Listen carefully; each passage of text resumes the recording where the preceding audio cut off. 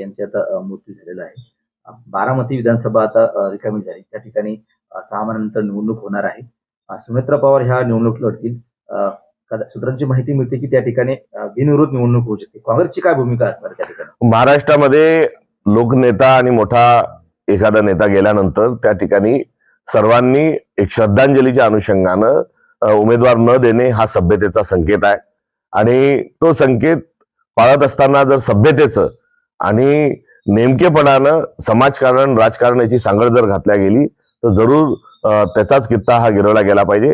मागची अनपोज निवडणूक लोकनेते कदम मागच्या वेळेस विश्वजित कदम जे आहेत हे अनपोज निवडून आले होते आणि ते निवडून येण्याच्या पार्श्वभूमीवर त्यांचे वडील यांचं फार मोठं योगदान हे महाराष्ट्राला लाभलेलं असताना त्यांची निवडणूक जशी अनपोज झाली होती, ते काँग्रेसच्या चिन्हावर अनपोज निवडून आले होते, तसं पुन्हा महाराष्ट्राला बघायला निश्चित स्वरूपात आवडेल.